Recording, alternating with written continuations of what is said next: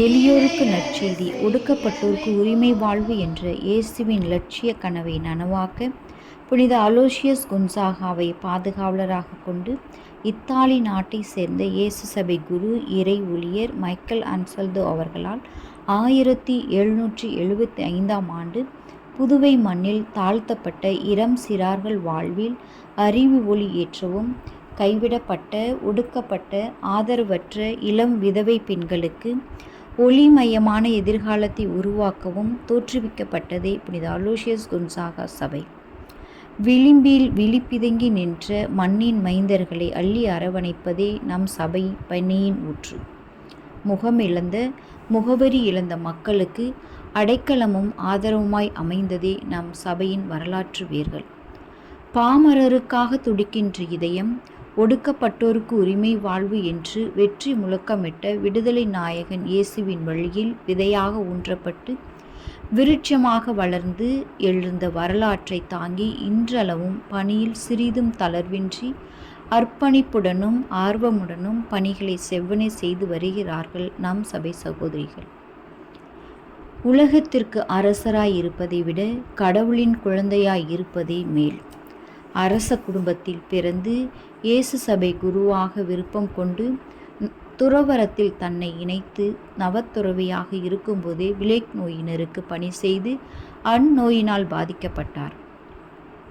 புனிதர் தன்னுடைய சாவு நெருங்கி வருவதை உணர்ந்து இயேசுவின் திரு இருதய பெருவிழாவின் போது இறப்பதாக முன் அறிவித்தார். அதேபோல் 1591ஆம் ஆண்டு ஜூன் 21ஆம் நாள் 23 வயதிலேயே தனது இன்னுயிரை கடவுளிடம் ஒப்படைத்தார். புனிதருக்கு 1726ஆம் ஆண்டு திருத்தந்தை 13ஆம் பெனடிக்ட் அவர்களால் புனிதர் பட்டம் கொடுக்கப்பட்டது. நம் பாதுகாவலர் புனிதராகி இவ்வாண்டோடு 300 ஆண்டுகள் கடந்த நிலையில் புனித அலோசியஸ் கொன்சாகாவின் புண்ணிய வாழ்வானது திரு அவையிலும் நம் சபையிலும் வேரூன்றி இவரின் ஆன்மீகத்தை பின்பற்றி வாழ்ந்து வருகின்றோம். நம் புனிதர், நம் சபை பாதுகாவலர், மாணவர்கள், இளையோர், எய்ட்ஸ் நோயாளிகளை கவனிப்போர், குரு மாணவர்கள், நவத்துறவியர் என்று அனைவரின் பாதுகாவலராகவும் திகழ்கின்றார். நாம் விழா எடுக்கும் நம் பாதுகாவலர் நம் புனித அலோசியஸ் கொன்சாகா அவரின் நாம விழாவை சிறப்பித்து நம்மோடு இணைந்து மகிழும், நமக்காக ஜெபிக்கவும் அருள் தந்தையர் அவர்களை வரவேற்பதில் பெருமகிழ்ச்சி அடைகின்றேன்.